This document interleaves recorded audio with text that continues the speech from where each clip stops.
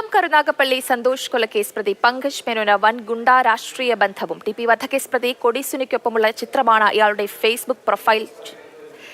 CPM കൊല്ലം ജില്ലാ committee മുൻ അംഗത്തിനൊപ്പമുള്ള ചിത്രങ്ങളും പുറത്തുവന്നു. Mathrubhumi news exclusive. സന്തോഷിനെ കൊലപ്പെടുത്താൻ കൊട്ടേഷൻ നൽകിയത് പങ്കജ് മേനോനാണെന്ന് പോലീസ് കണ്ടെത്തിയിരുന്നു. ഇയാളെക്കുറിച്ചുള്ള കൂടുതൽ അന്വേഷണത്തിലാണ് പ്രതിയുടെ വൻ ഗുണ്ടാബന്ധങ്ങൾ പുറത്തുവന്നത്. സംസ്ഥാനത്തിന്റെ വിവിധ ഭാഗങ്ങളിലുള്ള ഗുണ്ടകളുമായി പങ്കജിന് അടുത്ത ബന്ധമുണ്ടെന്നാണ് സൂചന. ടി.പി. വധക്കേസ് പ്രതി കൊടിസുനിക്കൊപ്പം നിൽക്കുന്ന ചിത്രമാണ് ഇയാളുടെ ഫേസ്ബുക്ക് പ്രൊഫൈലിലുള്ളത്. മറ്റ് ഗുണ്ടകൾക്കൊപ്പമുള്ള ചിത്രങ്ങളും ഫേസ്ബുക്കിൽ പോസ്റ്റ് ചെയ്തിട്ടുണ്ട്. കാപ്പ കേസ് പ്രതിയായ ഇയാൾക്ക് സംരക്ഷണം ഒരുക്കുന്നത് മറ്റു ജില്ലകളിലെ ഗുണ്ടകളാണോ എന്നും സംശയമുണ്ട്. ഗുണ്ടാബന്ധം മാത്രമല്ല, ഇയാൾക്ക് വലിയ രാഷ്ട്രീയ ബന്ധങ്ങളും ഉണ്ടെന്ന് വ്യക്തമായി. CPM കൊല്ലം ജില്ലാ കമ്മിറ്റി മുൻ അംഗം P.K. ബാലേന്ദ്രനൊപ്പം ഇയാൾ നിൽക്കുന്ന ചിത്രങ്ങൾ വ്യാപകമായി പ്രചരിക്കുന്നുണ്ട്. കരുനാഗപ്പള്ളിയിലെ വിഭാഗീയ പ്രശ്നങ്ങൾക്ക് ഒരു കാരണം P.K. ബാലേന്ദ്രനും പങ്കജും തമ്മിലുള്ള ബന്ധമായിരുന്നു.